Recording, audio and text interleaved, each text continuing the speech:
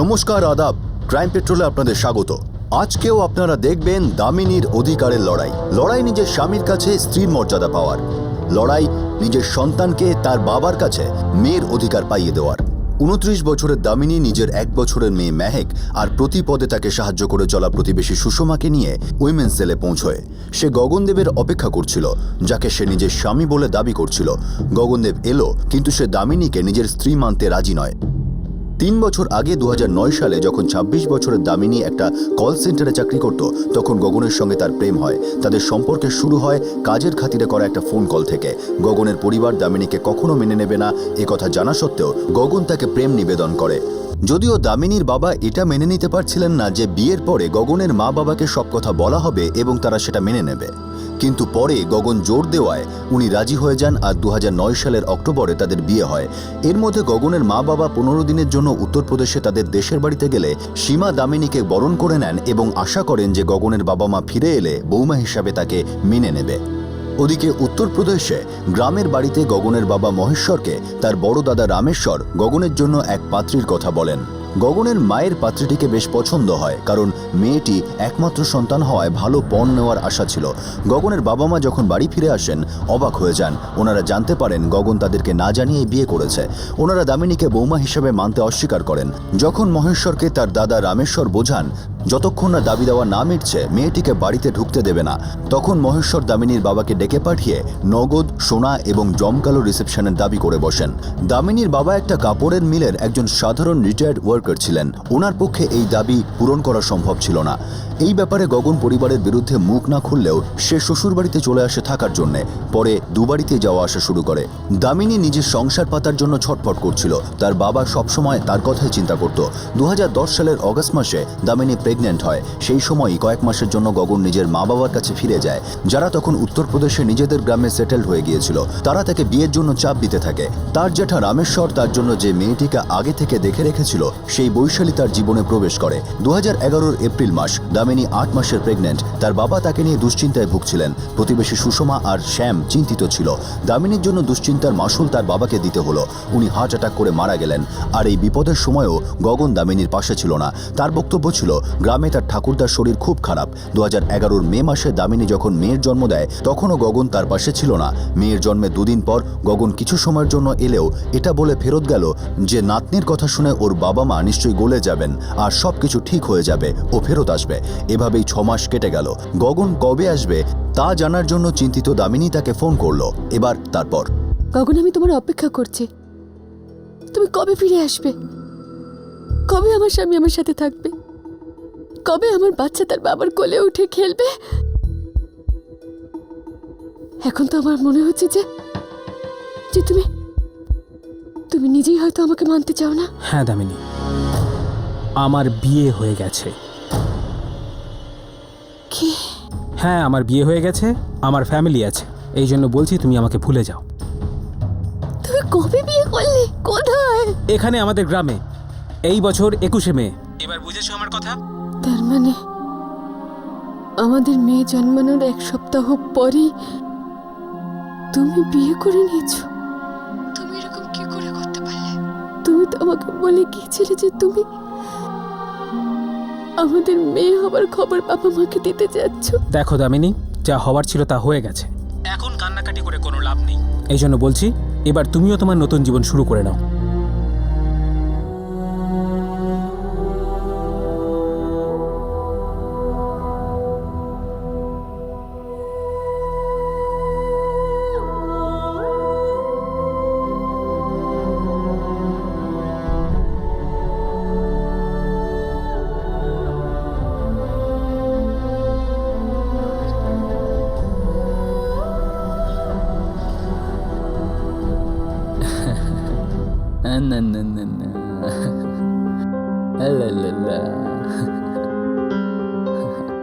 চিন্তা করিস না দামিনী, আমরা আছি তো তোর সাথে। মেহেককে দেখ, সবে 5 মাসের, আর তুই যদি এখন ভেঙে পড়িস তাহলে এর প্রভাব ওর ওপর পড়বে। মেহেকের একজন সাহসী মায়ের প্রয়োজন। দামিনী, তুই বলছিলিস না গগনের বৌদি আজকাল এখানেই কোথাও থাকে? একবার গিয়ে কথা বলা যাক না। দেখি না ব্যাপারটা কি হতে পারে। গগন মা বাবার চাপে হয়তো আমাদের মিথ্যে কথা বলছে।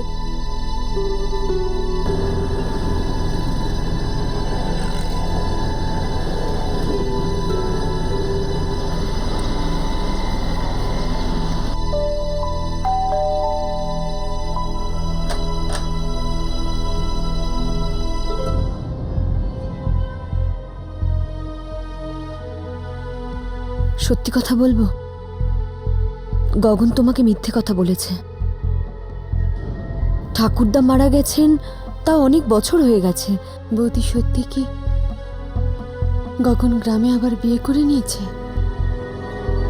হ্যাঁ দামিনী।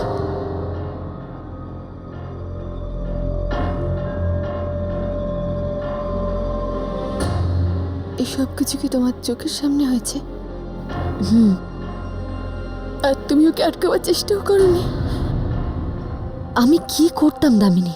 মা, বাবা, জেঠু এদের কথার খেলাপ করার সাহস বাড়ির কারোরই নেই।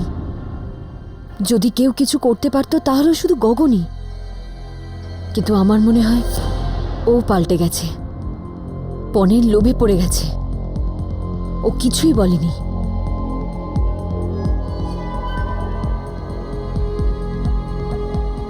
গগন এটা খুব খারাপ করেছে। প্রথমে তো ওর কাজ ছাড়িয়ে দিল, তারপরে ও যখন মা হলো তখন ওকেও ছেড়ে চলে গেল গগন। দামিনী, বাচ্চাটা কেমন আছে?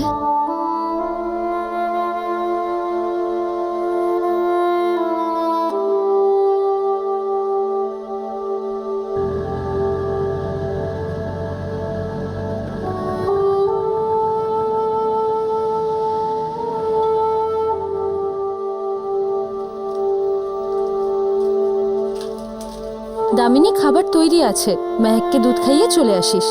Two two two.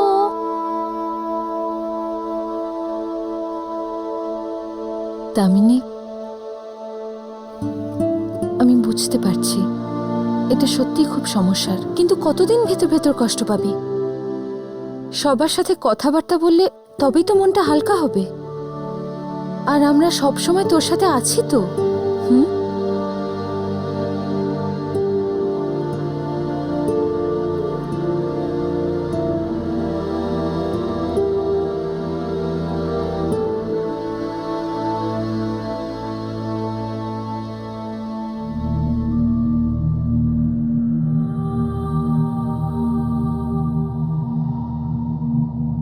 চলো আমরা মন্দিরে গিয়ে বিয়ে করব।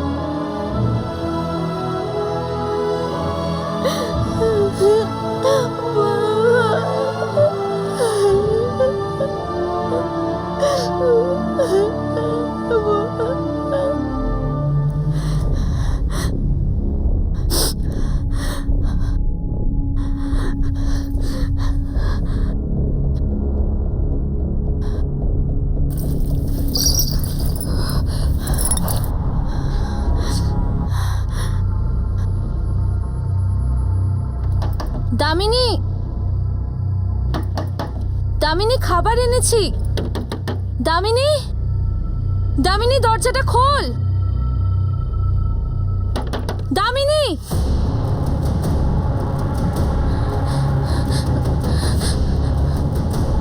দামিনী,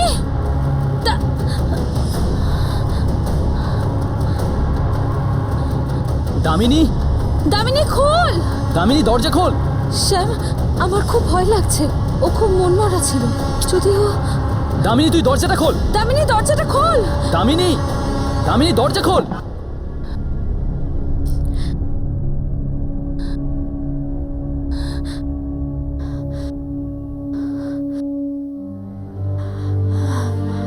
না বৌদি, আমি আর বাঁচতে চাই না। আমি মেহেককে আমার সাথে নিয়ে যাব। আমি ওকে এখানে একা ছেড়ে যাব না। একটা লোক তোকে ঠকালো, বাচ্চার সাথে একলা ছেড়ে দিয়ে চলে গেল, আর তুই ভেবে নিলি যে ব্যাস আর বাঁচার দরকার নেই, চলো নিজেকে শেষ করে ফেলি। মাথাটা কি খারাপ হয়ে গেছে নাকি? আরে এতে তোর কোনো ভুল নেই। ওই বাচ্চা মেয়েটার কি ভুল? যদি ভুল কেউ করে থাকে তাহলে ওই গগন করেছে। কখন এসব চিন্তাও করবি না। আর দামিনী, এই জন্ম মৃত্যু আমাদের হাতে নেই। আমাদের হাতে যদি কিছু থাকে তাহলে সেটা ভালো করে বাঁচা। মনে আছে তোর বাবা সবসময় একটা কথা বলতেন, যে তুই ছোটবেলায় দাঙ্গার মধ্যে ভেসে গেছিলি, তখন তুই নিজেই রাস্তা খুঁজতে খুঁজতে বাবা মার কাছে ফিরে এসেছিলি। এত ছোট বয়সেই যখন তুই সাহস আর মনের জোরে এই কাজটা করেছিলি, তাহলে এখন আমি জানি আমার দামিনী এবারও নিজের রাস্তা খুঁজে নেবে। তোকে নিজের আর মেহেকের অধিকারের জন্য ওই লোকটার সাথে লড়তে হবে। প্রতিবেশীদের থেকেও বেশি আপনজন তাদের সাহায্যে দামিনী সাহস সঞ্চয় করলো আর তার উপর হওয়া অন্যায়ের বিরুদ্ধে রুখে দাঁড়ালো। ওর শুধু দাবি ছিল গগনদেব তাকে নিজের স্ত্রী হিসেবে মানুক আর ওর মেয়েকে নিজের মেয়ে হিসেবে।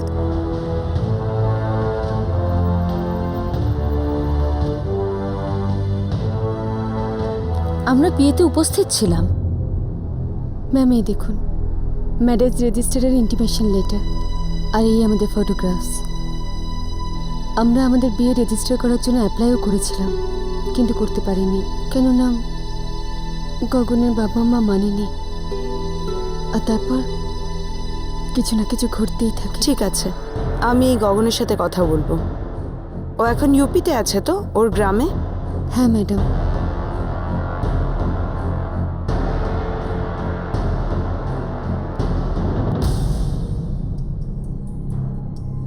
মিস্টার গগন, আমি তোমার উত্তরের অপেক্ষায় আছি।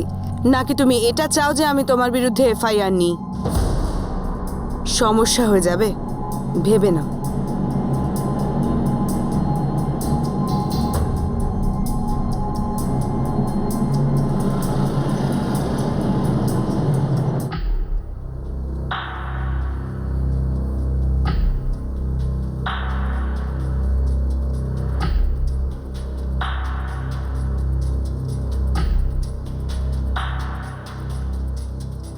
করে নিয়েছো যা তোমার করার। এবার শান্তি পেয়েছো তো? আনন্দ হয়েছে? আরে তোমার কাছে কি এটাই একমাত্র রাস্তা ছিল নিজের ইচ্ছে পূরণের জন্য? তুমি তো আমার সর্বনাশ করে দিলে, ফাঁসিয়ে দিলে তুমি আমাকে। আমি কি এমন করেছি গগন? আমরা একে অপরকে ভালোবেসেছিলাম। তুমি আমার সাথে নিজে থেকে তোমার জীবন কাটাতে চেয়েছিলে। তুমি আমাকে বিয়ে করতে চেয়েছিলে না? হ্যাঁ, কিন্তু আমার চাওয়া বা না চাওয়াতে কি যায় আসে? আমার পরিস্থিতিটা বুঝতে পারছো? এদিকেও সমস্যা, ওদিকেও ঝামেলা। দেখ, আমাকে যেতে দে, সব কিছু শেষ করতে দে। যদি আমি এখানে থেকে যাই তাহলে বৈশালীর বাবা আমার নামে এফআইআর করে দেবে। এই জন্য বলছি, যেতে দে আমাকে।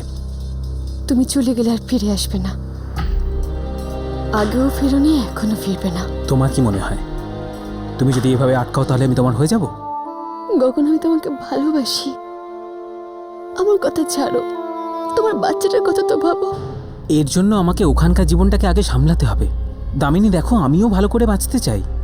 এবারে ওখানে গিয়ে আমার পরিবারের সবাইকে আর বৈশালীকে আমি আমার সিদ্ধান্তের ব্যাপারে পরিষ্কারভাবে জানিয়ে দেবো আর সব কিছু ঠান্ডা মাথায় শেষ করে আসবো।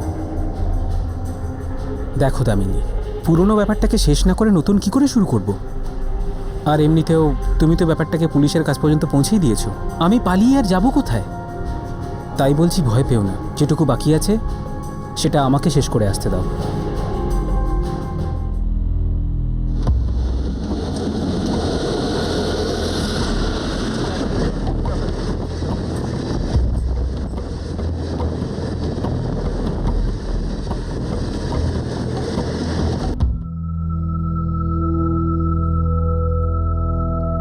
হাই সুষমা দিদি, হাই দামিনী। আরে শীতল, কেমন আছো? খুব ভালো। আরে মেহেক, এখনো ঘুমোনি শোনা? শীতল, খাবার তৈরি আছে, পাঠিয়ে দিই? না দিদি, ফ্রেন্ডদের সাথে খেয়ে এসেছি। আচ্ছা দামিনী, আসছি।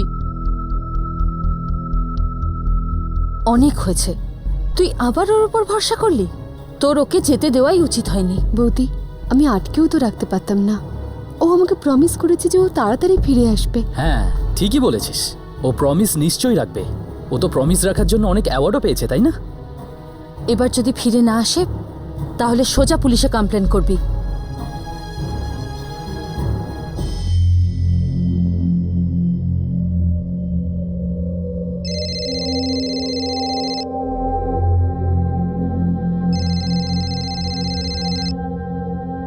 হ্যালো। দামিনী, হ্যাঁ আমি তোমাকে একটা পরামর্শ দেওয়ার জন্য ফোন করেছি। খুব ছোট্ট পরামর্শ একটা। গগনের কাছে আসবার চেষ্টা করো না। আর হ্যাঁ, পুলিশের কাছে যাবার চেষ্টা করো না। আপনি কি বলছেন? নাম জেনে কি হবে, কথাটা খেয়াল রেখো। আর কথাটা যদি মাথায় না ঢোকে না, তাহলে তুমি আর তোমার মেয়ে কেউ বাঁচবে না। বুঝতে পেরেছ? কে বলছেন? কথাটা কানে ঢোকেনি নাকি? বারবার একটা কথাই বলছো কেন দামিনী? আমি ভেবেছিলাম কথায় কাজ হয়ে যাবে, চাকু বের করার দরকার হবে না। তোমার ভালোর জন্যই বলছি, গগনের থেকে দূরে থেকো, না হলে আমায় তোমাকে আর তোমার মেয়েকে রাস্তা থেকে সরাতে হবে। Hello hello.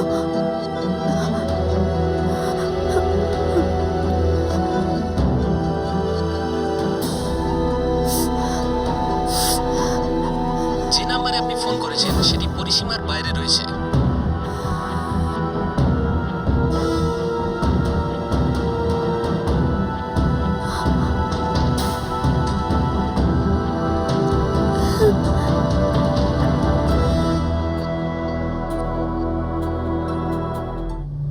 ম্যাম, আমি গগনের ফোনে অনেকবার ট্রাই করেছি, কিন্তু ফোন অফ আছে।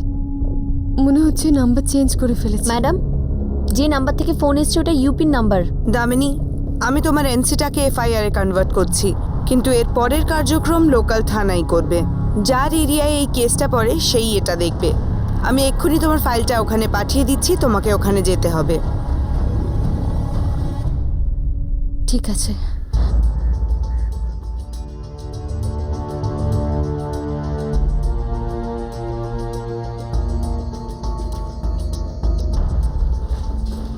আপনাকে স্যার ডেকেছেন। স্যার, ওই প্রণালী ম্যাম বলল যে আমার কেসটার ফাইল আপনার থানাতে পাঠিয়েছে। ওমেন সেল থেকে আপনার ফাইল এখনো আমার কাছে আসেনি। স্যার, ওর হাজবেন্ড কথা দিয়েছিল যে ও আবার ফিরে আসবে।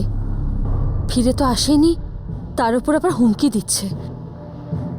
বলছে ভুলে যাও, পুলিশের কাছে যদি যাও তাহলে মা আর মেয়ে দুজনকেই শেষ করে দেব। নিজের মেয়েকে মেরে ফেলার কথা বলছে ও। আমি আপনাদের কেসটা দেখছি, আপনারা 3 দিন বাদে আসুন, না তো আমি আপনাদের ফোন করব।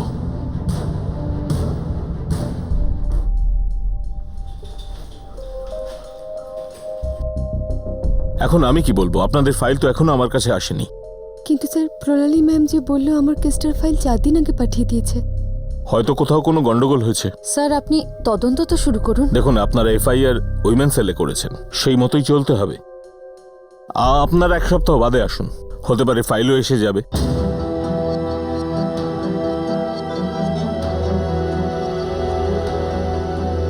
আমার মনে হয় তোমাদের আরেকবার ওমেন সেলে গিয়ে জিজ্ঞেস করা উচিত যে ফাইলটা বেরিয়েছে কিনা।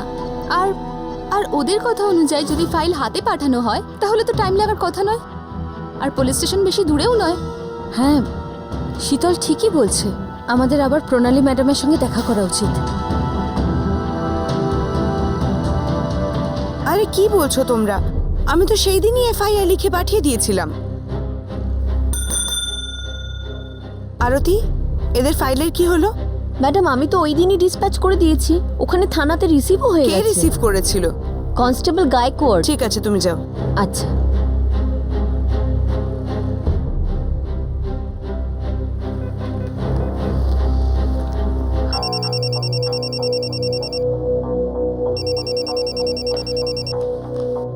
নমস্কার, কনস্টেবল গাইকট বলছি। আমি প্রণালী শিন্ডে, উইমেন সেল থেকে বলছি। 10 দিন আগে আমি দামিনীর কেস ফাইলটা ওখানে পাঠিয়েছিলাম। কি হলো ওটার? ম্যাডাম, ফাইল তো এসেছিল আমাদের কাছে। তাহলে ওদেরকে এটা কেন বলা হচ্ছে যে তোমরা ফাইল পাওনি? ওই ফাইলটা তো আমি স্যারের কাছে পাঠিয়ে দিয়েছি। স্যারের সাথে কানেক্ট করা যাবে এই মুহূর্তে? হ্যাঁ ম্যাডাম, 1 মিনিট। নমস্কার স্যার, আমি পিএসআই প্রণালী শিন্ডে বলছি। প্রণালী, আমি ফাইল পেয়েছি আর পড়েও দেখেছি। স্যার, এই মহিলার সাথে খুব অন্যায় হয়েছে। ওর স্বামী ওর সাথে খুব বড় অপরাধ করেছে। এক তো ওর স্বামী ওকে ছেড়ে দিয়েছে, তারপরে আবার দ্বিতীয় বিয়েও করেছে, যেটা আইনের বিরুদ্ধে। প্রণালী, এটা একটা প্রবলেম আছে। কি প্রবলেম স্যার?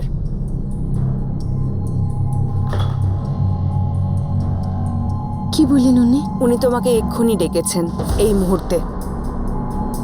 তাহলে উনি কেন বললেন যে উনি ফাইল পাননি? তোমরা একবার ওখানে গিয়ে কথা বলো। বললেন উনি? উনি তোমাকে এক্ষুনি ডেকেছেন, এই মুহূর্তে। তাহলে উনি কেন বললেন যে উনি ফাইল পাননি? তোমরা একবার ওখানে গিয়ে কথা বলো।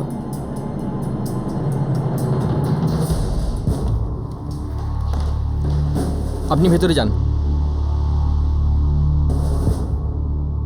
ফটোগ্রাফের ভিত্তিতে আপনি বলছেন আপনার বিয়ে হয়েছিল, হ্যাঁ স্যার। আর বিয়ের প্রমাণ হিসেবে ম্যারেজ রেজিস্টার্ডের এই ইন্টিমেশন লেটার। হ্যাঁ স্যার। এছাড়া এমন কোনো আইনি কাগজপত্র নেই যা থেকে প্রমাণ হয় আপনার বিয়ে হয়েছিল। স্যার, আপনি কি বলতে চাইছেন আমি বুঝতে পারছি না। দেখুন, যখন আপনার কাছে আইনের কোনো প্রমাণই নেই তখন সামনে আমরা এগোবো কি করে? এই ইন্টিমেশন লেটার কোনো ম্যারেজ রেজিস্ট্রেশনের সার্টিফিকেট নয়, ফলে কেউ মানবে না আপনার বিয়ে হয়েছে। আর এক্ষেত্রে এই ফটোগ্রাফের প্রশ্ন রয়েছে। এটা আপনাদের বিয়ের ফটোও নয়। আপনাদের একসাথে যা যা ফটোগ্রাফ আছে তাতে এটা প্রমাণ হয় না যে গগন আপনার স্বামী। কিন্তু স্যার, ওই ওমেন সেলে প্রণালী ম্যাডামের সামনেও নিজে স্বীকার করেছে যে দামিনী ওর স্ত্রী। হ্যাঁ স্যার, আর প্রেগনেন্সির সময় ও আমার সাথে সবসময় ক্লিনিকে যেত। ওখানকার ডক্টরস ওকে চেনে। ম্যাডাম, এগুলো কোনো প্রমাণ নয়। ক্লিনিকে আপনার সাথে যে কেউ যেতে পারে, জরুরি নয় যে সে আপনার স্বামী। দেখুন ম্যাডাম, আমি আপনাকে মিথ্যে আশ্বাস দেব না, আর সেজন্যই আমি আগের বার কিছু বলিনি। কিন্তু আমি কেসটা ফলো করেছি, ওই গগনকেও আমি ডেকেছিলাম। আর দেখুন, সে আমাদের এটা দিয়ে গেছে। এ লেখা তো আপনারই লেখা, নিচে আপনার সিগনেচার রয়েছে, মে 2011।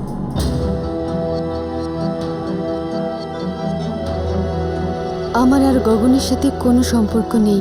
ওর সাথে আমি সব সম্পর্ক ভেঙে দিয়েছি। আমাকে স্ত্রী হিসেবে মানতে ওর উপর কোনো জোর আর করব না। আর এই বাচ্চা আমারই, শুধু আমার। বলুন, এটা আপনারই লেটার না? আপনার সাইন?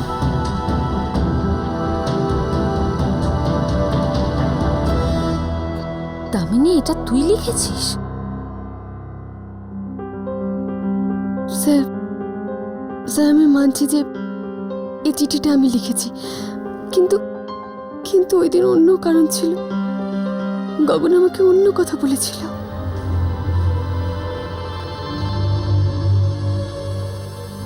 এখন তুমি নিশ্চয়ই বলবে যে তোমার মতো দেখতে হয়েছে। তা তো বটেই। প্লিজ আমাকে আর একা ছেড়ো না। দেখো দামিনী, একবার তো যেতেই হবে। ব্যাপারটা হলো ঠাকুরদার শরীর ভীষণ খারাপ, হয়তো আর বেশি দিন বাঁচবেন না। আর হ্যাঁ, মা বাবাকে তো নাতনির সুখবরটা শোনাতে হবে, তাই না? একটু সময় লাগবে, কিন্তু দেখো ওরা ঠিক মেনে নেবেন। আমি জানি না সেদিন কবে আসবে। কখন ওই দিনের অপেক্ষায় এই মুহূর্তগুলোর খুশি আমি হারাতে চাই না। খুব তাড়াতাড়ি সেই দিন আসবে। আমাদের মেয়ে আমাদের জন্য সৌভাগ্য নিয়ে এসেছে। শুধু যদি তুমি একটু হেল্প করে দাও তাহলে সেই দিন খুব তাড়াতাড়ি চলে আসবে। বলো না গগন, আমি তোমার জন্য সব করতে পারি। আমার মা বাবা তোমার জন্য আমাকে মুম্বাই আসতে দেয় না। ওদের মনে হয় যে আমি এখানে চলে এলে আর ফিরে যাব না। আমাকে ব্ল্যাকমেল করতে থাকে। এরম করলে ওরা মরে যাবেন এটাও বলেন। আমি তো ওদের ছেলে, শুনে খুব মন খারাপ হয়ে যায়। তাহলে তুমি বলো আমি কি করব? দামিনী, চলো এমন একটা কিছু করি যাতে ওদের মনে হয় যে তুমি আর আমাকে চাও না। আর আমি এখানে মুম্বাইতে তোমার সঙ্গে দেখা করতে নয়, নিজের কাজেই আসছি, নিজের কেরিয়ার বানানোর জন্য আসছি। আর এমনিতেও এখন আমাদের মেয়ে হয়েছে, দেখবে দেরিতে হলেও ওরা ঠিক মেনে নেবে। গগন, তুমি ফিরে আসো, আমি আর কিছু চাই না। আমার আর গগনের সাথে কোনো সম্পর্ক নেই। ওর সাথে আমি সব সম্পর্ক ভেঙে দিয়েছি।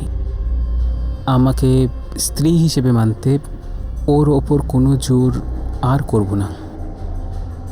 আর এই বাচ্চা আমারই।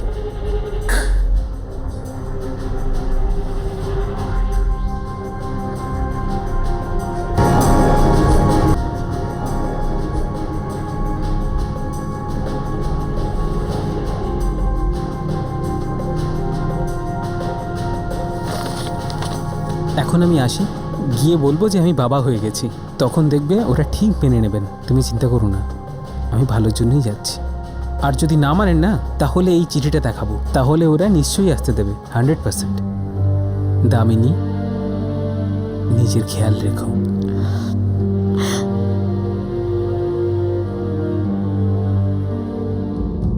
ঠিক আছে, মানলাম যে এই লেখা আপনাকে ধোঁকা দিয়ে লেখানো হয়েছে, কিন্তু প্রমাণ কি করে হবে? আপনার ফিলিংস কোনো প্রমাণ নয় ম্যাডাম। প্রমাণ হলো এই লেখাটা যেটা আপনি লিখেছেন, এর উপর আপনার সাইন রয়েছে। আর এই লেখাটাই আপনার বিরুদ্ধে যাচ্ছে। দেখুন ম্যাডাম, আমি আপনাকে এটাই বলতে পারি যে গগনের উপর কোনো আইনি কেস করা যাবে না। আইনের চোখে আপনাকে এখনো কুমারী ধরা হবে। এখন বলুন কার বিরুদ্ধে কেস করব?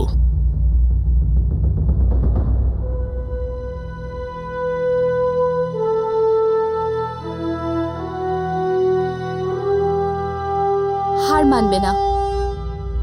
এবার কি করব? কেঁদে নে দামিনী, যত মন চায় কেঁদে নে, কিন্তু ব্যাস এভাবে হার মানিস না। নিজের কষ্টকে লুকোস না, বরং বল লোকেদের। মনে রাখিস দামিনী, আইনের ওপর ভরসা রাখতে হবে, হার মানলে চলবে না।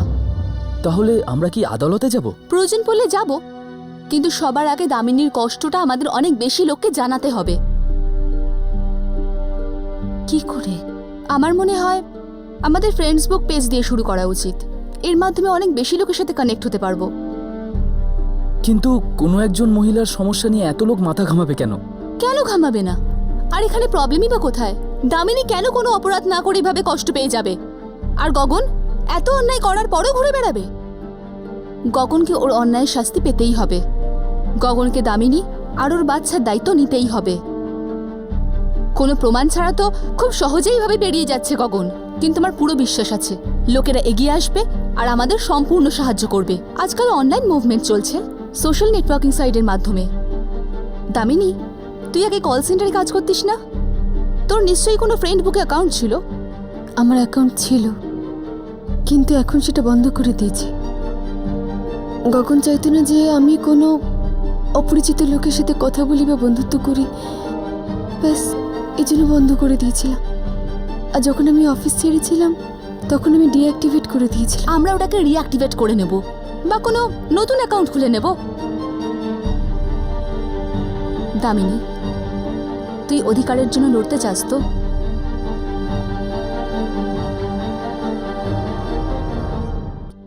তুই আগে কল সেন্টারে কাজ করতিস না? তোর নিশ্চয়ই কোনো ফ্রেন্ড বুকে অ্যাকাউন্ট ছিল। আমার অ্যাকাউন্ট ছিল, কিন্তু এখন সেটা বন্ধ করে দিয়েছি। গগন চাইতো না যে আমি কোনো অপরিচিত লোকের সাথে কথা বলি বা বন্ধুত্ব করি, ব্যাস এই জন্য বন্ধ করে দিয়েছিলাম। আর যখন আমি অফিস ছেড়েছিলাম তখন আমি ডিঅ্যাক্টিভেট করে দিয়েছি। আমরা ওটাকে রিঅ্যাক্টিভেট করে নেব বা কোনো নতুন অ্যাকাউন্ট খুলে নেব। দামিনী, তুই অধিকারের জন্য লড়তে চাস তো?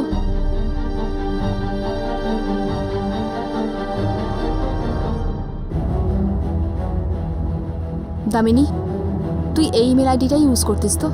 হ্যাঁ, দামিনী 76@sss.sn, রাইট? হ্যাঁ। চল, তোর নতুন পাসওয়ার্ড তোর ইমেল আইডিতে পেয়ে যাবি। তোর ইমেল আইডির পাসওয়ার্ড বল। লাস্ট যেটা আমি ইউজ করেছিলাম ও গগন ILU, এটাই। খুব ভালোবাসতিস না ওকে? এখনো মনের কোথাও হয়তো ওরই জন্য ভালোবাসা আছে। It's okay.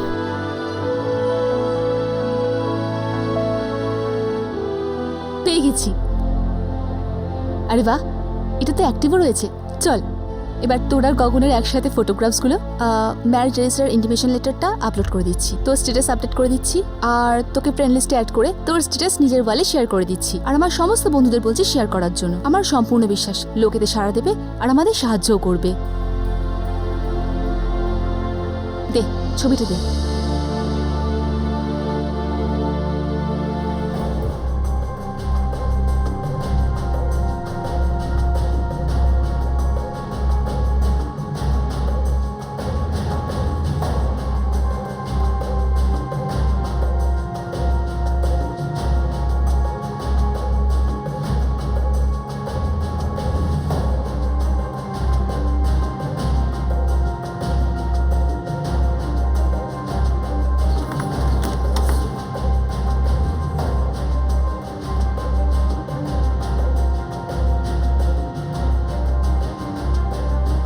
যেই লোকটাকে আমি ভালোবেসেছিলাম, যেই লোকটাকে আমি বিয়ে করেছিলাম, যে আমার মেয়ে মেহেকের বাবা, সে আজ বলছে যে আমি তার স্ত্রী নই।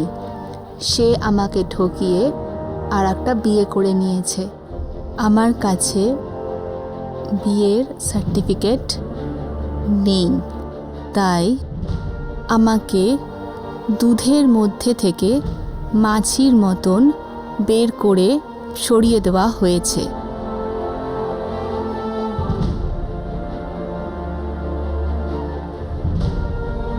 এই কারণে আমাকেও ছেড়ে দিয়েছে। আমি সাহায্যের জন্য থানায় যাই। ওখানে আমি শুনতে পাই আমি আমার স্বামী গগনের কাছে এই মামলায় জিততে পারবো না। ও আজ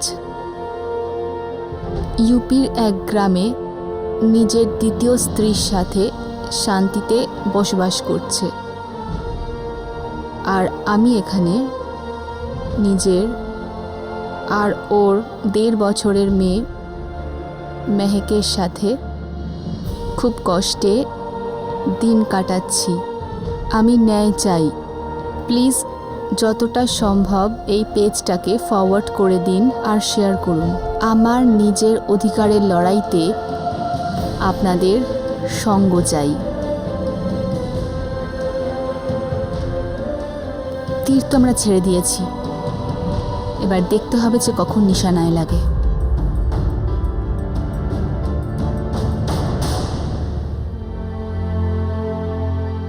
দামিনী খুব ছোট্ট একটা পদক্ষেপে নিজের লড়াই শুরু করলো।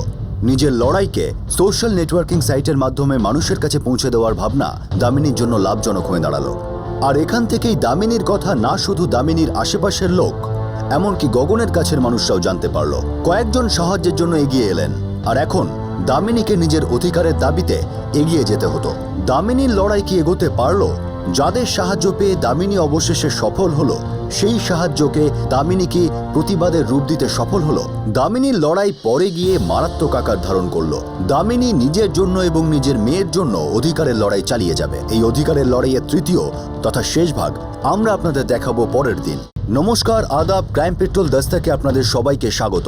আজ আমরা আপনাদের দেখাচ্ছি দামিনীর লড়াইয়ের কাহিনীর তৃতীয় তথা শেষ ভাগ। এমন এক লড়াই যেটা সে তার স্বামীর বিরুদ্ধে লড়ছে, যে তাকে এবং তার মেয়েকে একলা অসহায়ভাবে ফেলে রেখে গেছে। কল সেন্টারে চাকরি করা দামিনীর একটা সাধারণ ওয়ার্ক রিলেটেড ফোন কল প্রেমে পরিণত হয়ে গেল, আর তারপর 2009 সালে অক্টোবরে তারা বিয়ে করে নিল। বিয়ের জন্য দামিনীর বাবা রাজি হয়ে গেলেও গগনের দাদা বৌদি ছাড়া তার বাকি পরিবার বিয়ের বিপক্ষে ছিল। গগনের বাবা মা যখন বিয়ের ব্যাপারে জানতে পারেন তারা অবাক হয়ে যান। তারা সেই সময় উত্তরপ্রদেশে নিজেদের গ্রামে গগনের জন্য মেয়ে দেখছিলেন। গগনের জ্যাঠা রামেশ্বর তার বাবাকে পরামর্শ দেন যে দামিনীর বাবার সামনে কিছু শর্ত রাখতে, আর সেগুলো মানার পরই যেন দামিনীকে বউ হিসেবে মেনে নেওয়া হয়। গগনের বাবা মহেশ্বর দামিনীর বাবার কাছে প্রচুর পরিমাণ নগদ টাকা, সোনা আর তাছাড়া এক জমকালো রিসেপশন পার্টি দাবি করে বসেন। দামিনীর বাবা একটা কাপড়ের মিলে সাধারণ রিটায়ার্ড ওয়ার্কার ছিলেন। ওনার পক্ষে এই দাবিগুলো পূর্ণ করা সম্ভব ছিল না। গগন কখনো নিজের বাবা মায়ের কাছে, কখনো দামিনীদের বাড়িতে থাকতে শুরু করে। দামিনী ছটফট করছিল এমন একটা সংসার পাতার যাকে সে নিজের বলে দাবি করতে পারে। 2010 সালের অগাস্টে দামিনী প্রেগনেন্ট হয়। সেই সময়ই কয়েক মাসের জন্য গগন নিজের বাবা মায়ের কাছে ফিরে যায়, যারা কিনা উত্তরপ্রদেশে নিজেদের গ্রামে সেটেল হয়ে গিয়েছিল। সেখানে তাকে বিয়ের জন্য চাপ দেওয়া হয়। তার জ্যাঠা রামেশ্বর তার জন্য যে মেয়েটিকে আগে দেখে রেখেছিল সেই বৈশালী আবার তার জীবনে প্রবেশ করলো। 2011 এপ্রিল মাস, দামিনী 8 মাসের প্রেগনেন্ট। তার বাবা তাকে নিয়ে দুশ্চিন্তায় ভুগছিল। দামিনীর জীবনের সমস্যার প্রভাব তার বাবার উপর পড়ল। ওনার হার্ট অ্যাটাক হলো আর উনি মারা গেলেন। এই বিপদের সময়ও গগন দামিনীর পাশে ছিল না। 2011 মে মাসে দামিনী যখন মেয়ের জন্ম দেয় তখনও গগন তার পাশে ছিল না। এভাবেই আরও 6 মাস কেটে গেল। গগন কবে আসবে তা জানার জন্য চিন্তিত দামিনী তাকে ফোন করলো। তখন গগন তাকে বলল যে সে দ্বিতীয় বিয়ে করে ফেলেছে। এখন দামিনীর সঙ্গে আর তার মেয়ের সঙ্গে তার কোনো সম্পর্ক নেই। এই কথা শুনে দামিনী স্তব্ধ হয়ে যায়। কিন্তু তার প্রতিবেশী সুষমা আর শ্যামের ভালোবাসা আর সাহায্য তাকে সাহস জোগালো। আর দামিনী উইমেন সেলে গিয়ে কমপ্লেন করলো। জিজ্ঞাসাবাদের জন্য গগনকে ডাকা হলো। শুরুতে সে দামিনীকে চিনতে অস্বীকার করে, কিন্তু যখন তাকে বিয়ের ছবি দেখানো হয় আর ডিএনএ টেস্টের ওয়ার্নিং দেওয়া হয় তখন সে স্বীকার করে দামিনী তার স্ত্রী। আরও একবার গগন দামিনীকে বোকা বানালো এই বলে যে সে গ্রামে সবকিছু ঠিক করতে যাচ্ছে আর তারপর সে চিরদিনের মতো তার কাছে ফিরে আসবে। গগন ফিরে না এলেও তার কাছে এক কন্ট্রাক্ট কিলারের ফোন আসে, যে তাকে হুমকি দেয় যদি দামিনী গগনের পিছু না ছাড়ে তাকে আর তার মেয়েকে সে শেষ করে ফেলবে। দামিনী তার প্রতিবেশী সুষমাকে নিয়ে আবারও উইমেন সেলের দরজায় কড়া নাড়ে, যেখানে তার অভিযোগকে এফআইআরে পরিণত করে নিকটবর্তী পুলিশ স্টেশনে পাঠিয়ে দেওয়া হয়। দামিনী বেশ কয়েকবার থানায় যাতায়াত করে। তাকে বলা হয় আপনার ফাইল এখনো এসে পৌঁছয়নি। দামিনীর আর এক প্রতিবেশী শীতল তাকে পরামর্শ দেয় যে তাদের আরও একবার উইমেন সেলে যাওয়া উচিত। দামিনী সেখানে গিয়ে এটা যেন অবাক হয়ে যায় যে ফাইল বহুদিন আগেই থানায় পৌঁছে গেছে আর তাকে ভুল কথা বলা হচ্ছে। থানার পুলিশ অফিসার তাকে জানায় গগনের বিরুদ্ধে কোনো তদন্ত করা যাবে না, কারণ যাকে সে নিজের স্বামী হিসাবে দাবি করছে সেটা প্রমাণ করার জন্য তার কাছে কোনো সাক্ষী নেই। তার কাছে শুধু কিছু ছবি আছে, বিয়ে সার্টিফিকেট নেই। আর শুধু ছবি দেখিয়ে এটা প্রমাণ করা যাবে না যে তাদের কখনো বিয়ে হয়েছিল। আর তাছাড়া পুলিশ অফিসার দামিনীকে একটা চিঠি দেখান যাতে দামিনী নিজের হাতে লিখে সাইন করেছে যে সে গগনের সঙ্গে সব সম্পর্ক ভেঙে ফেলেছে। দামিনী সারা শরীর কেঁপে ওঠে, কারণ এই চিঠিটা সে লিখেছিল ঠিকই, তবে তার সম্পূর্ণ অন্য কারণ ছিল। গগন এই চিঠিটা তাকে দিয়ে লিখিয়েছিল এই বলে যে সে এটা দেখিয়ে নিজের বাবা মাকে বলবে যে সে মুম্বাইতে কাজের জন্য যাচ্ছে, দামিনীর সঙ্গে দেখা করতে নয়। এইভাবে তারা দুজনে একসঙ্গে থাকতে পারবে আর কোনো না কোনো দিন সে নিজের বাবা মাকে রাজি করতে পারবে। দামিনী এখন বুঝতে পারল যে যে চিঠিটা সে নিজের বিয়েটা বাঁচানোর জন্য 7-5 না ভেবে লিখেছিল সেটাকে গগন এখন তার বিরুদ্ধে বিয়ে ভাঙার জন্য ব্যবহার করছে। দামিনী এমন একটা মোড়ে এসে দাঁড়িয়েছিল যেখান থেকে সে নিজের বিয়ে এবং নিজের সন্তানকে বৈধ প্রমাণ করতে কোনো উপায় খুঁজে পাচ্ছিল না। এমন দুর্যোগের সময় তার প্রতিবেশী শীতলের পরামর্শ এমনই ঝড় হয়ে উঠল যেখানে অন্ধকারেও আলোর রেখা দেখা দিল।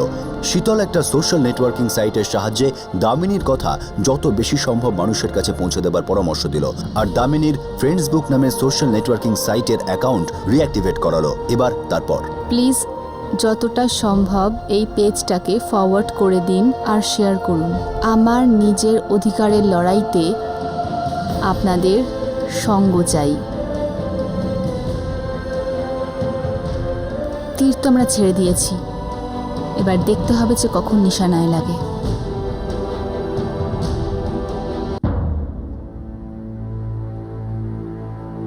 দাদা, আমি ভাবছিলাম যে কোনো একটা চাকরি করব। ভালো চিন্তা ভাবনা। দেখ, এইভাবে তুই যদি বিজি থাকিস তাহলে তোর মনটাও ভালো থাকবে আর ইন্ডিপেন্ডেন্টও হতে পারবি। এখন গগনের সাথে তোর এই লড়াই জানি না কতদিন চলবে।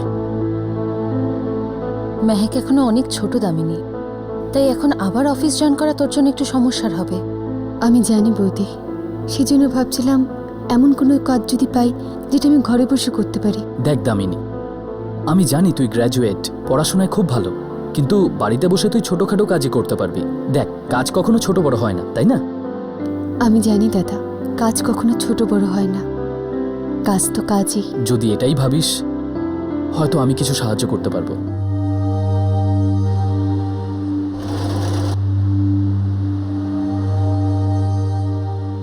দেখো শ্যাম ভাই, লেবেল স্টিচিং এর জন্য 5 টাকা দেওয়া হয়। আমার কাছে আগে থেকে 10 জন লোক আছে, আমার আর লোকের দরকার নেই। আরেকজনকে রাখো না দাদা, কি এমন যাবে আসবে? কিন্তু তুমি তো বলেছিলে ঘরে থেকে কাজ করবে। এখন জিনিস আনা নেওয়ার জন্য একটা ছেলেকে পাঠানো তো খরচের হয়ে যাবে না। দেখো শ্যাম ভাই, 200 টাকায় জিন্স বিক্রি করি, খুব কষ্টে 25-30 টাকা লাভ করি। এখন লেবেল স্টিচিংয়ের জন্য যদি 7-8 টাকা লাগিয়ে দিই তো পড়তা হবে না। ছেলে পাঠানোর কোনো দরকার নেই দাদা, এই কাজটা আমিই করে নেব। আর আপনাকে পার জিন্স লেভেল স্টিচিংয়ে 5 দিতে হবে না, 4 দিয়ে দেবেন। আরে আচ্ছা 3 দিয়ে দিন।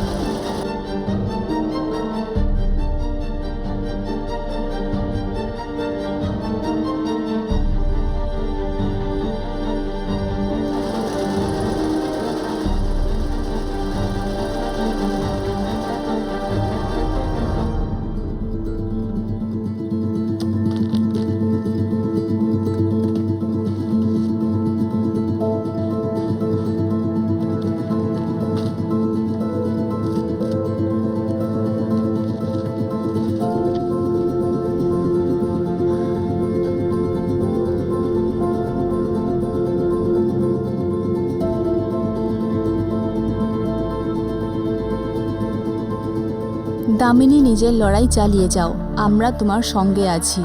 দামিনী, আমি তোমার স্ট্যাটাস আপডেটকে আমার রিপোর্টার বন্ধুকে পাঠিয়ে দিয়েছি, ও হয়তো তোমায় সাহায্য করবে।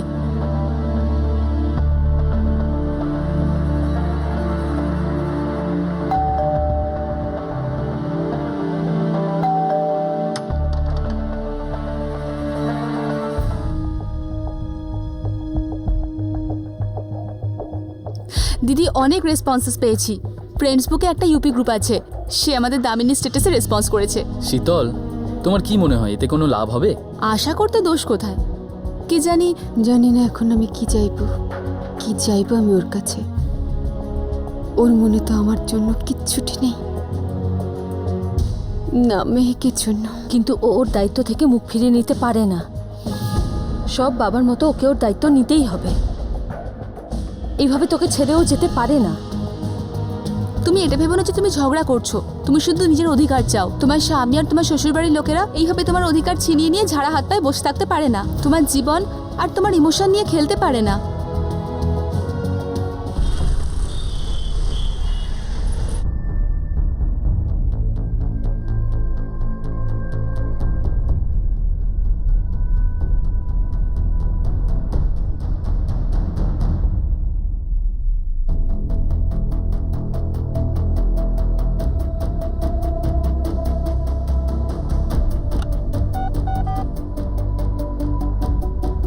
স্যার, আপনি দেখেছেন? স্টোরিটা খুব ভালো আছে। কন্ট্যাক্ট নাম্বারটা হলো কোনো শীতল নামের মহিলার। ডিটেলস বার করবো স্যার? স্টোরিতে মশলা আছে মনে হচ্ছে। Okay sir.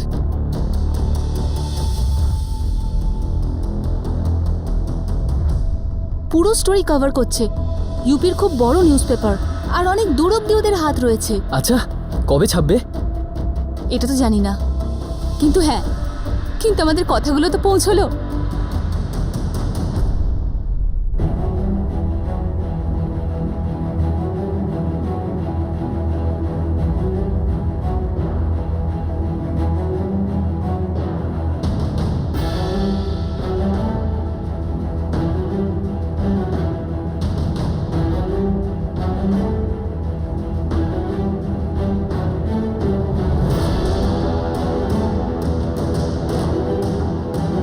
বড় অন্যায় হচ্ছে। সুষমা, ওর সাথে এত বড় অন্যায় হয়ে গেল, আমরা তো জানতেই পারলাম না। খুব অন্যায় হয়েছে ওর সঙ্গে। আন্টি, এবার তো জেনে ফেলেছেন না, এবার আমরা সবাই দামিনীর সঙ্গে আছি। হ্যাঁ, আমরা সবাই ওর সাথে আছি। হ্যাঁ, আমরা সবাই ওর সাথে আছি।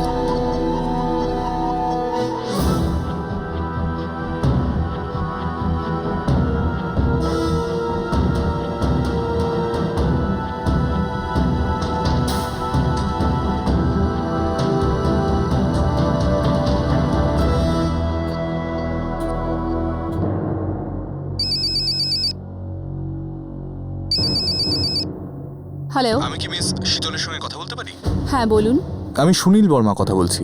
আমি ফ্রেন্ডস বুকের ইউপি গ্রুপের অ্যাডমিনিস্ট্রেটর। আপনি যেটা আমাদের পেজে শেয়ার করেছেন সেটা আমি পড়েছি। আর কাগজে যা বেরিয়েছে সেটাও। দামিনীর আপনাদের মতন লোকেদের সাপোর্ট খুব দরকার। গগনের সঙ্গে যার বিয়ে হয়েছে, আমি সেই বৈশালীর পরিবারকে খুব ভালো করে চিনি। হ্যাঁ, আমার মনে হয় দামিনীর উচিত বৈশালীর বাবার সঙ্গে একবার কথা বলা। আর ওনাকে এটাও জানানো উচিত যে গগন ওর সঙ্গে কি কি করেছে। আমার মনে হয় ওনারা এই ব্যাপারে কিচ্ছু জানেন না। ওনাদের আমিও এসব কথা বলতে পারি, কিন্তু আমার মনে হয় যে দামিনীর নিজে কথা বলা উচিত। আপনি নম্বরটা দিলে আমি দামিনীর সঙ্গে কথা বলতে পারি। আপনি একদম ঠিক বলছেন। আমি এখনই আপনাকে দামিনীর নাম্বার মেসেজ করছি। থ্যাঙ্কস।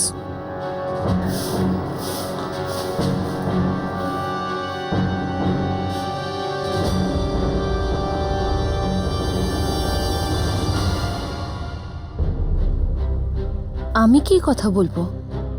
বৌদি, আমার খুব ভয় লাগছে। উনি গগনের দ্বিতীয় বইয়ের বাবা। ভয় পাস না দামিনী, সুনীল বর্মা নিজেই কথা বলতে পারতেন, কিন্তু তুই কথা বললে সেটা অন্য মাত্রা পাবে, আলাদা গুরুত্ব পাবে। সাহস রাখ। হয়তো বৈশালী ও গগনের এই কুকীর্তির কথা জানে না।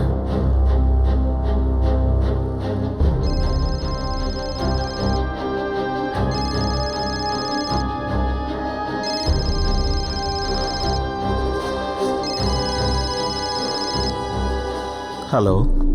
নমস্কার, আমার নাম দামিনী। হ্যাঁ, কি দরকার? মানে আপনার বল। আপনার কাছে কিছু বলার আছে। আপনি কোত্থেকে বলছেন? ব্যাপার কি?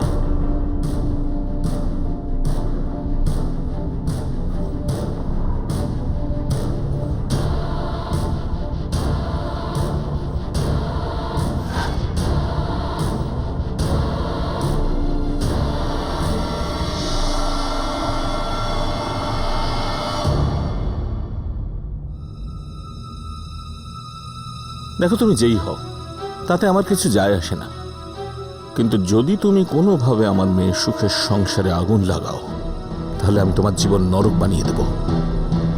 ওর সংসারের দিকে তাকাবে না। কি হলো? কি বললেন উনি? কি বললেন উনি?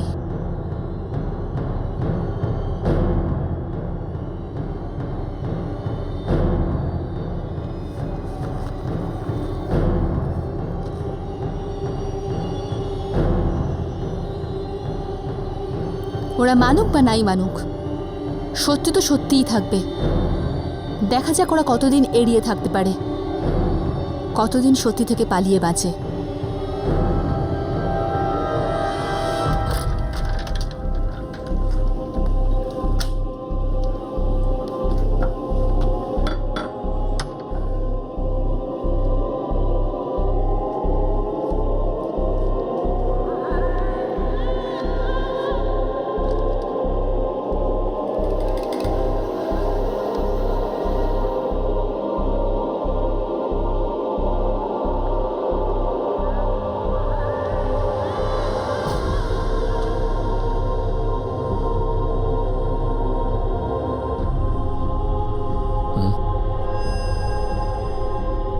এগুলো কি? কিছু না, ফেলে দাও।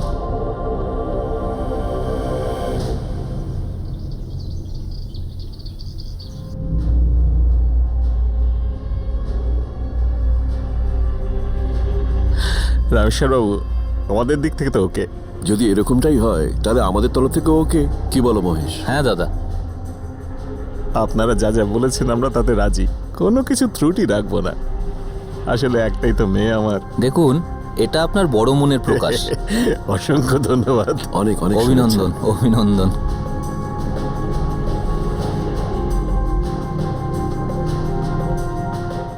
তো কি করব এখন? কোনো কিছু তো আর লুকিয়ে নেই। পেপার পড়েছো? হ্যাঁ। দেখো গগন, ভুল তো তুমি করেইছো। বৌদি, যা হওয়ার ছিল তা হয়ে গেছে।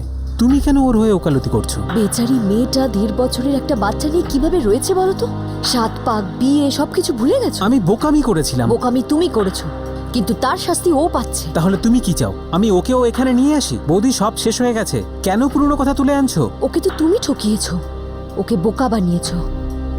তুমি একজন দুর্বল ভীতু লোক। যথেষ্ট বৌদি, অনেক হয়ে গেছে তোমার নীতি কথা। আর ভুলো না, তুমিও এই বাড়ির একটা অংশ।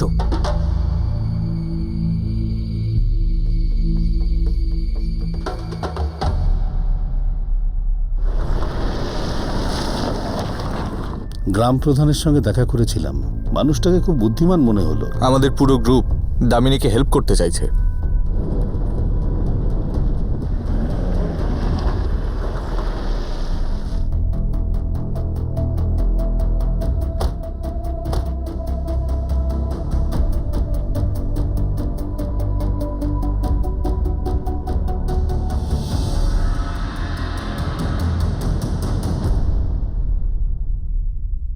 দেখুন, আমি রামেশ্বর আর মহেশ্বর এই দুই ভাইকে খুব খুব ভালো করে চিনি।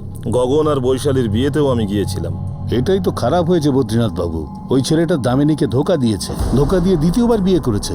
এখন আপনি বলুন, কি ঝড়টাই না যাচ্ছে ওই মায়ের ওপর এই এত বড় বোম্বাই শহরে।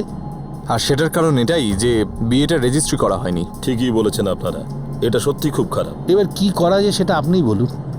দেখুন, আমি একজন সাংবাদিক, আর সুনীল ফ্রেন্ডস বুকে একটা গ্রুপ চালায়। আমার তো এটাই মনে হয় যে দামিনী আর ওর মেয়ে মেহেককে অবিলম্বে ন্যায় দেওয়া হোক। দেখুন, আমি রামেশ্বর এবং মহেশ্বর এই দুই ভাইয়ের কাছে গিয়ে কথা বলতে পারি, কিন্তু যে ধরনের লোক ওরা, আমার মনে হয় না ওরা মানবে। কারণ কাগজপত্র আইনতভাবে পুরোপুরি ঠিক নেই। কিন্তু বিশ্বাস করুন, আপনি যদি কথা বলেন কিছু একটা হতে পারে। ঠিক আছে, চলুন চেষ্টা করে একবার দেখি। কিন্তু আপনাদের আমি অন্য একটা পরামর্শ দিতে চাই। হ্যাঁ হ্যাঁ বলুন। এই মাসের শেষের দিকে রামেশ্বরের ছেলের বিয়ে। আপনি দামিনীকে বলুন ও যেন এখানে আসে, আর গগন কিভাবে ঠকিয়েছে সেটা সবার সামনে বলে, সারা গ্রামে ছড়িয়ে দিক। আত্মীয়দের সামনে অপমানিত হলে হয়তো এই কথাটা আবার নতুন করে শুরু হতে পারে।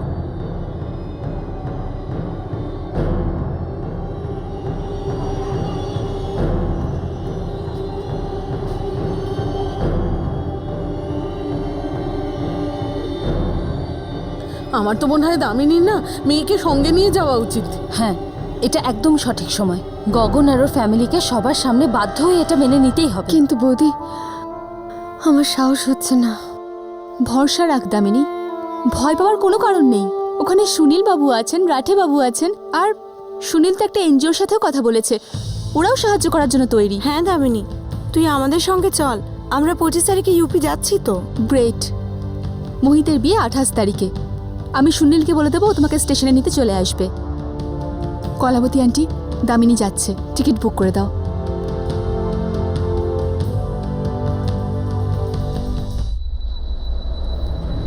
বদ্রীনাথ বাবু, আপনি এই গ্রামের মোড়ল, তবে বাইরের লোকের সমস্যা কেন নিজের মাথায় নিচ্ছেন আপনি?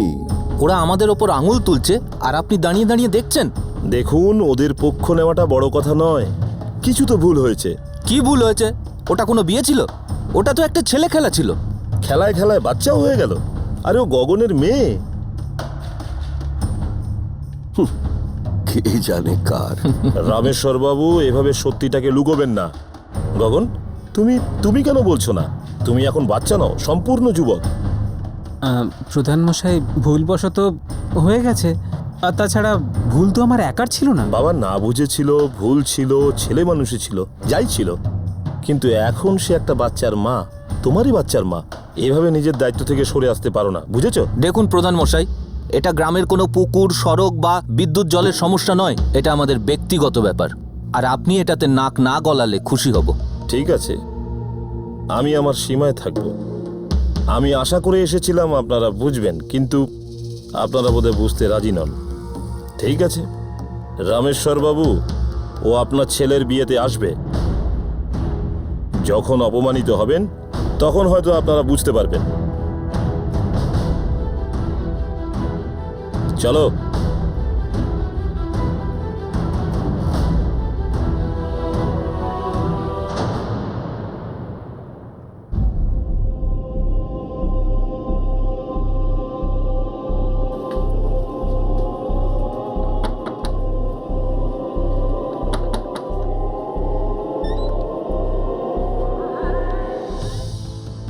তাহলে আপনারা 25 তারিখ যাচ্ছেন না? না রে, যাওয়া হবে না দামিনী। আমাদের এক আত্মীয় মারা গেছেন, সেই জন্য যাওয়া ক্যান্সেল হয়ে গেছে। আমি তো এটাই জিজ্ঞেস করতে এসেছিলাম যে তোর টিকিটটা আর কি করব।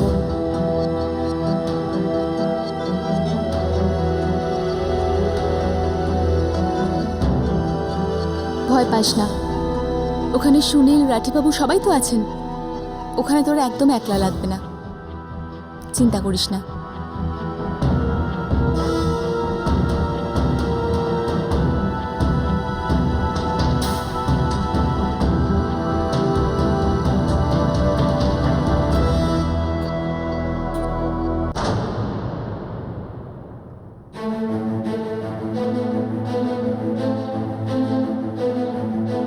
বৌদি, আমি একা কখনো বাইরে যাইনি। 93-তে যখন আমরা এসেছিলাম তখনই লাস্ট টাইম ট্রাভেল করেছিলাম। একা বাইরে যাসনি তো কি হয়েছে? একা অনেক কিছু করেছিস তুই। একা বাচ্চার জন্ম দিয়েছিস, একা বড় করছিস ওকে। আর যতদূর আমার মনে হয় একাই বড় করতে হবে।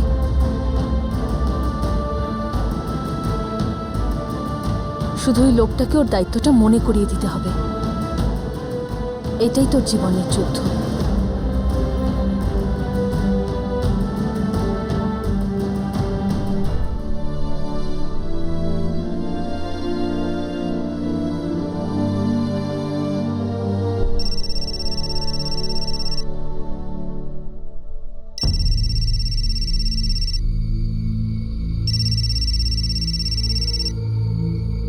হ্যালো, কেটে ফেলবো তোকে আর তোর মেয়ে দুজনকেই। কে কে বলছে? আমি মোহিত বলছি, গগনের ভাই। শুনলাম নাকি তুই আমার বিয়েতে ঝামেলা করতে আসছিস। হ্যাঁ, দেখ, গগন তোর সঙ্গে কি করেছে বা করেনি তাতে আমার কিছু যায় আসে না। আর তুই যাদের কথায় এত নাচছিস না, আমি কাউকেই ভয় পাই না। গিয়ে ওদের বলে দিস যদি তুই এখানে আসিস তাহলে তুই আর কিন্তু এখান থেকে বেঁচে ফিরবি না। হ্যালো হ্যালো,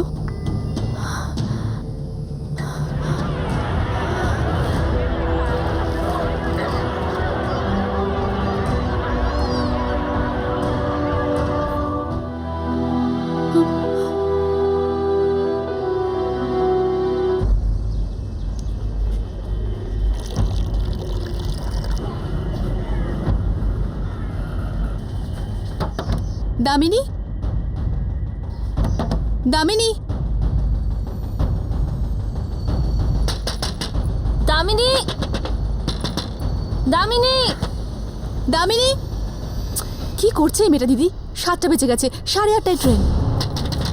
দামিনী, দামিনী, দামিনী দরজা খোল। দামিনী ট্রেন ছেড়ে দেবে ইয়ার। দামিনী দরজাটা খোল।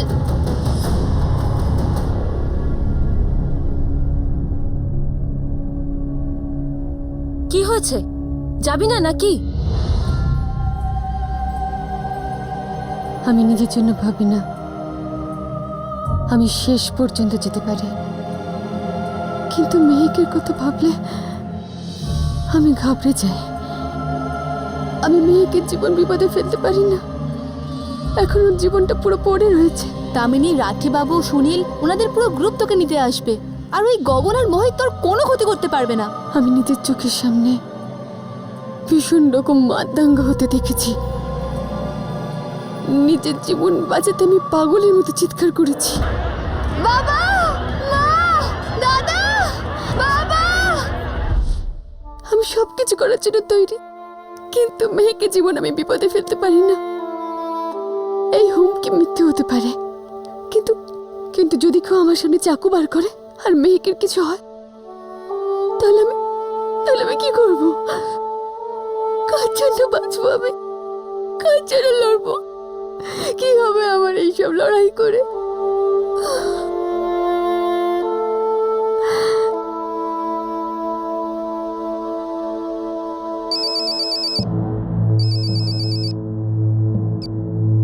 হ্যাঁ সুনীল। হ্যালো, দামিনী বেরিয়েছে তো? না সুনীল, ও বেরোয়নি। কেন, কি হয়েছে? সুনীল, ওই মোহিত আছে না, যার বিয়ে হওয়ার কথা ছিল, ও দামিনীকে ফোনে হুমকি দিয়েছে। কি আশ্চর্য! দামিনী এখন কোথায়? ও নিজের বাড়িতেই আছে। ঠিক আছে, আমি ওর সঙ্গে কথা বলছি, ও আসবে। আমি বলছি ওর কিচ্ছু হবে না।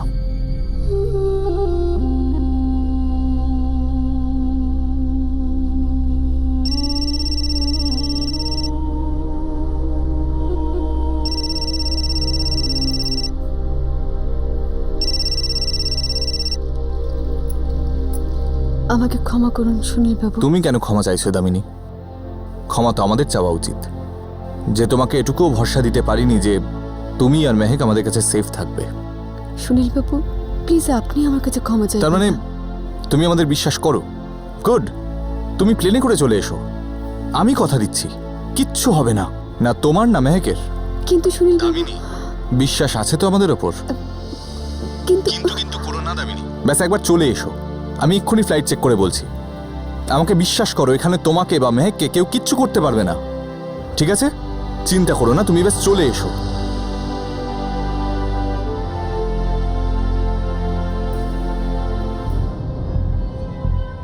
কাল সকালের ফ্লাইট, 15,000 পড়বে। না বৌদি, অনেকগুলো টাকা। কাল 26, বিয়ে তো 28-এ। তুই যদি 27 তারিখে পৌঁছাস তাহলেও চলবে। আপনি একবার 27 তারিখের টিকিট দেখুন না। 1 মিনিট। 11,500 হবে? 7,000 টাকা আছে, 4,500 টাকা কম পড়ছে।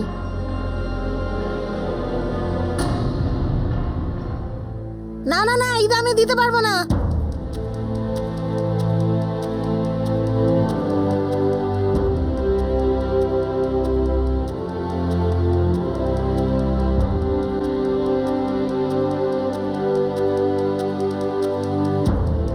দিদি, এখনো 2,000 টাকা কম।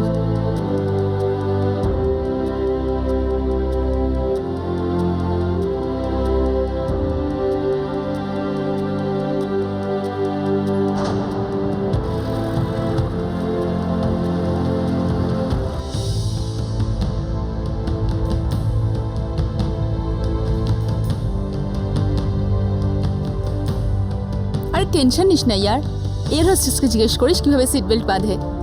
আর তোর কাছে তো মেহেক আছে, সবাই তোর চারপাশে ঘুরে বেড়াবে। আর কোনো টেনশন হলে ওপরে একটা বাটন আছে, ওটা টিপে দিস, বা কাউকে জিজ্ঞেস করে নিস। দেখ না, প্রথমবার ট্রাভেল করছি, তাও একেবারে প্লেনে। আরে ভয় পাস না তুই, প্লেন তো আর তোকে চালাতে হবে না, তার জন্য পাইলট আছে ওখানে।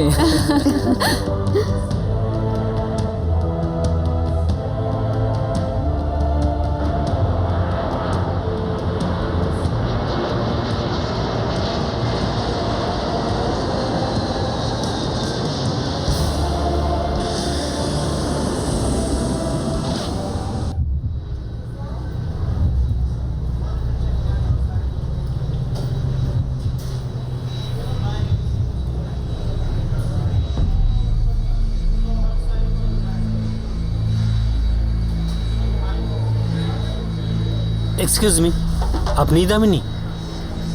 হ্যাঁ। আপনি আসুন আমাদের সঙ্গে। আসুন আসুন আসুন।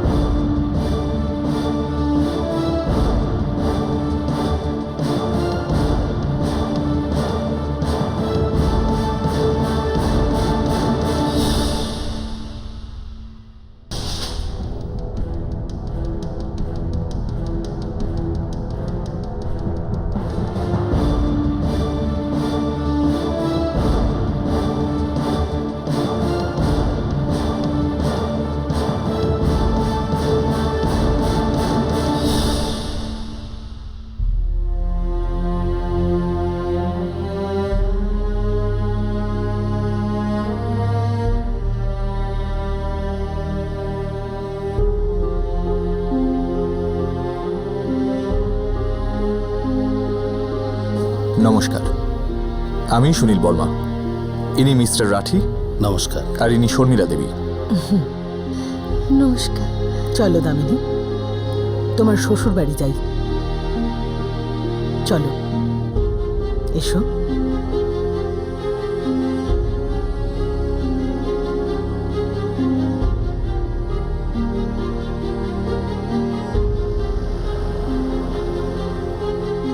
দামিনী, তোমার লড়াইটা এখন আমাদেরও লড়াই।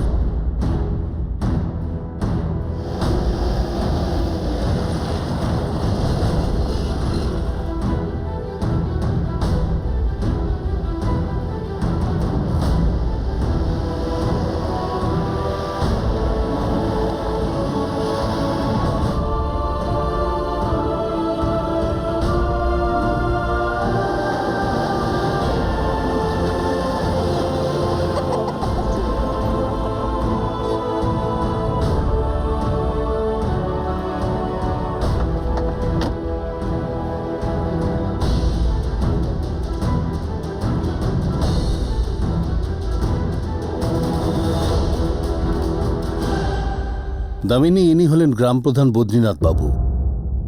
সারা গ্রাম তোমার সাথে আছে দামিনী, তুমি তোমার অধিকার নিশ্চয়ই পাবে। দামিনী, আমরা তোমার সাথে আছি, দামিনী, আমরা তোমার সাথে আছি, সাথে আছি।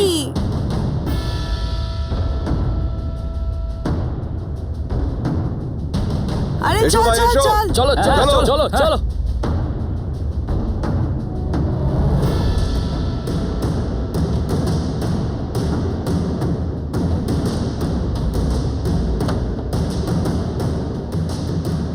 মনে হয় এরা সবাই বাড়ি ছেড়ে পালিয়ে গেছে। কোনো ব্যাপার না, আমরা সবাই রামেশ্বর বাবুর বাড়িতে যাব। চলো চলো চলো চলো চলো চলো হ্যাঁ চলো চলো।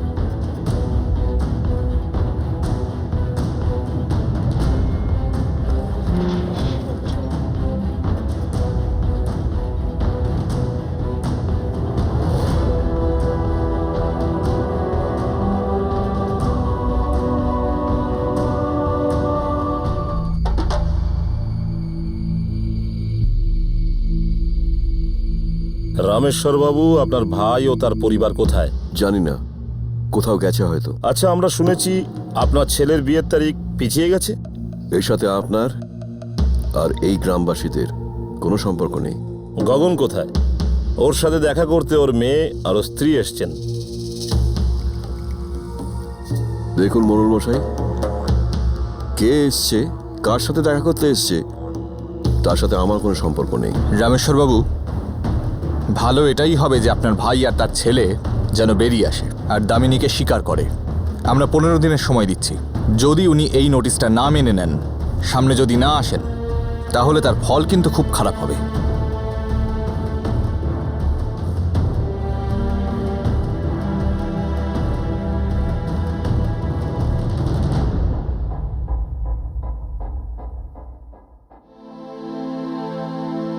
মোড়ল মশাই, আমাদের এনজিওতে একটা ভালো থাকার জায়গা আছে, যেখানে দামিনী আর ওর মেয়ে খুব ভালো করে থাকতে পারবে, আর আমরাও ওর দেখাশোনা করতে পারবো। আর হ্যাঁ, আমি ম্যাজিস্ট্রেটের সামনে পিটিশনও পেশ করব। ইউপি টপ লয়ার আমার বন্ধু। দামিনীর কেস এখন ওই লোক। আর এই কেসের জন্য যাই খরচ হোক, তার জন্য ফান্ড রেজ আমি করব। না না, এর কোনো দরকার হবে না, কারণ এই কেসের জন্য 1 পয়সাও নেবে না। দেখুন, আমার মনে হয় যে আমাদের আরো 15 দিন অপেক্ষা করা উচিত। এরপরেও যদি গগন ও তার পরিবার না আসে, তাহলে আপনারা যা ভালো বুঝবেন তাই করবেন। আগামী মাসে এই জেলার সমস্ত পঞ্চায়েত প্রধানদের নিয়ে আলোচনায় বসবো। সেখানে আমরা গগন, তার পরিবার ও তার সমস্ত আত্মীয় স্বজনকে বহিষ্কৃত করব। ওদের একঘরে করে দেব। হতে পারে এই সামাজিক চাপে ওরা হয়তো নিজেদের ভুল বুঝতে পারবে। দামিনী, চিন্তা করো না, যতদিন না তোমার সঙ্গে ন্যায় হচ্ছে, আমরা এই লড়াই লড়ে যাব।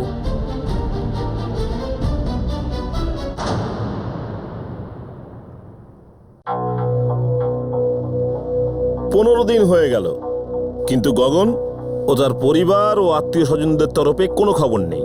গগন আর গগনের পরিবার পুরোপুরি ভুল করেছে। আমি তো এটা বুঝতে পারছি না যে ওই মেয়েটি পুলিশের কাছে গিয়ে রিপোর্ট কেন করছে না। ওর কাছে কোনো আইনত প্রমাণ নেই। ব্যাস, ওদের দুজনের কিছু ছবি আছে আর কিছু সাক্ষী আছে। এই মেয়েটিকে ঠকানো হয়েছে। সামাজিকভাবে দেখতে গেলে এই মেয়েটির সঙ্গে আমাদের থাকা উচিত। এই মেয়েটিকে অধিকার পাইয়ে দিতে হবে। এক স্ত্রী ও কন্যার যা অধিকার, সেটা তার পাওয়া উচিত। যদি গগন নিজের সঙ্গে মেয়েটিকে রাখতে না চায়, তাহলে রাখবে না, কিন্তু মেয়েটিকে ও তার সন্তানকে খোরপোশ দিতে হবে, যেটা সমস্ত মানুষের, সমস্ত স্বামীর, সমস্ত পিতার কর্তব্য। আপনি কি বলতে চাইছেন প্রধান মশাই? আমি এটাই বলতে চাই যে আমাদের গগন ও তার পরিবার আর ওর সমস্ত আত্মীয় স্বজনকে সমস্ত গ্রাম থেকে বহিষ্কার করে দেওয়া উচিত, এক ঘরে করে দেওয়া উচিত। দেখুন, একটা স্তর অবধি সমস্যা ব্যক্তিগত হয়। যদি কোনো মানুষের কোনো একটা ভুল পদক্ষেপে অন্য কোনো মানুষের জীবনের ক্ষতি হয়, সেটা তখন আর ব্যক্তিগত স্তরে থাকে না, নিজের থাকে না। তাই এই ধরনের মানুষকে সমাজের সামনে জবাবদিহি করতেই হবে।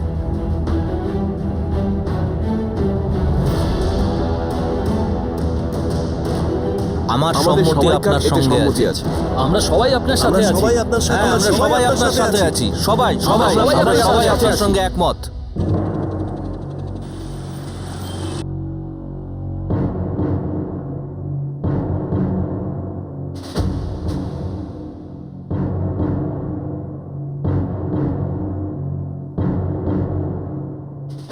স্যার এটা পরিষ্কারভাবে পণ মেন্টাল টর্চার আর ফ্রডের কেস। ঠিক আছে, উনি আসুন, বক্তব্য রাখুন। আমি ম্যাজিস্ট্রেট কোর্টে হাজির হওয়ার নোটিশ জারি করছি।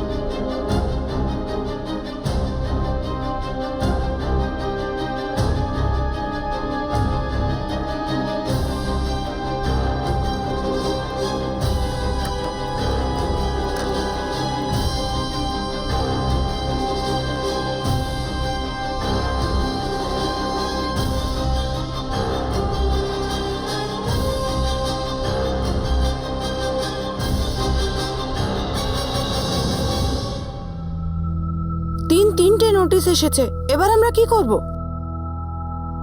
জানি না।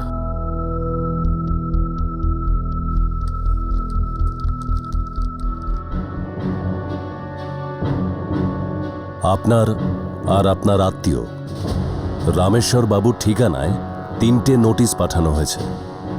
আপনাকে পরিষ্কার জানিয়ে দেওয়া হচ্ছে যে ম্যাজিস্ট্রেটের মাধ্যমে আপনাকে শেষ নোটিশ পাঠানো হচ্ছে। ম্যাজিস্ট্রেট কোর্টে 8ই মার্চ 2013 আপনি হাজির হবেন, আর এটা পালন করতে যদি আপনি অসমর্থ হন তো আদালত আপনার বিরুদ্ধে অ্যারেস্ট ওয়ারেন্ট জারি করবে। ম্যাজিস্ট্রেট কোর্টে 8ই মার্চ 2013 আপনি হাজির হবেন, আর এটা পালন করতে যদি আপনি অসমর্থ হন তো আদালত আপনার বিরুদ্ধে অ্যারেস্ট ওয়ারেন্ট জারি করবে। ওকে হাজির হতেই হবে দামিনী, এখন এই দায়িত্ব ওকে নিতেই হবে। হ্যাঁ দামিনী, আর যতদিন না তুমি ন্যায় বিচার পাচ্ছ আমরা এই লড়াই লড়ব। আপনারা আমার জন্য অনেক করেছেন, এর জন্য আমি আপনাদের কাছে কৃতজ্ঞ। আমি তো ন্যায় বিচারের আশা ছেড়েই দিয়েছিলাম, কিন্তু এবার আমাকে যেতে হবে, কাজ করতে হবে, আমার মেয়ের জন্য আমাকে বাঁচতে হবে। আমরা বুঝতে পারছি দামিনী, কিন্তু কখনোই এক মুহূর্তের জন্য হেরে যাওয়ার কথা ভেবো না, আর আমরাও হেরে যাব না। আমরা লড়ব যতদিন না এই যুদ্ধ শেষ হয়।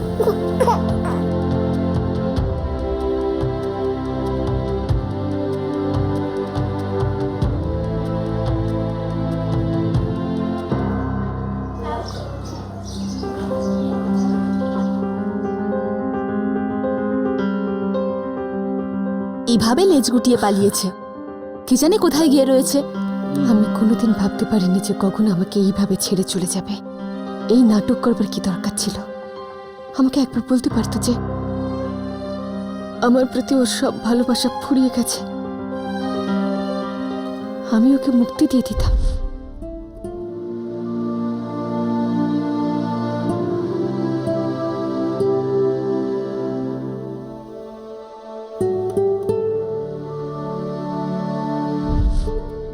আমিও কি বোকা ছিলাম, ছোট ছোট মুহূর্তে খুশি খুঁজে বেড়াতাম। দামিনী, কিছু সত্যি খুব কঠিন হয়, কিছু অভিজ্ঞতা খুব খারাপ হয়, কিন্তু জীবন তাদের নিয়ে তৈরি হয় না।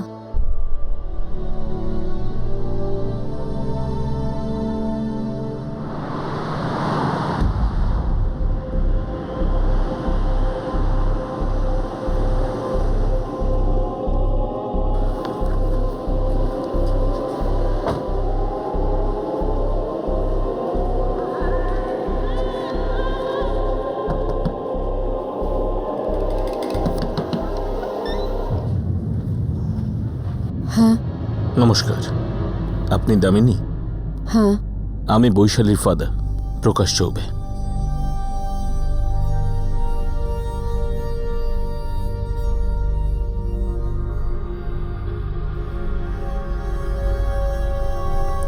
দিন।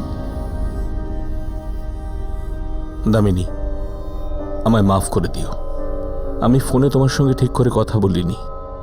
না, ঠিক আছে, আপনি বয়সে বড়। দেখো মা দামিনী, আমি কৃতজ্ঞ, তুমি আমার চোখ খুলে দিয়েছ, কিন্তু এখন অনেকটা দেরি হয়ে গেছে। বৈশালী ওই লোকটির স্ত্রী। বৈশালী আমার একমাত্র মেয়ে। আমার যা কিছু আছে সব কিছু ওরই। আমি খুব বোকামি করেছি যে সব কিছু ওই ছেলেটার নামে লিখে দিয়েছি। মাগো, আমি ভিক্ষে চাইছি, আমার মেয়ের জীবনটা তুমি বরবাদ করে দিও না। যদি আগে একটু জানতে পারতাম তাহলে আমার মেয়ের বিয়ে ওই ছেলেটার সাথে কিছুতেই দিতাম না, কিন্তু এখন আর হাতে কিছু নেই। এই নাও মা, এতে কিছু অর্থ আছে, প্লিজ নিয়ে নাও, আর ওদের সংসারটা ভেঙো না। নাও ধরো। দেখুন, আপনার এই টাকা আমার চাই না। আমি শুধু এটাই চাই যে গগন স্বীকার করুক যে ও আমাকে বিয়ে করেছিল, ও এটা মানুক যে এই মেয়েটা ওর। আমি শুধুমাত্র এটাই চাই যে আমার মেয়ে সুস্থভাবে বড় হোক, আর যতক্ষণ না ওর বয়স 18 বছর হচ্ছে গগন ওকে সাপোর্ট করুক। যদি আপনার মেয়ের কথা বলেন তো ও গগনের সাথে ভালো থাকুক। ওদের দুজনের মধ্যেখানে আমি কখনো আসবো না।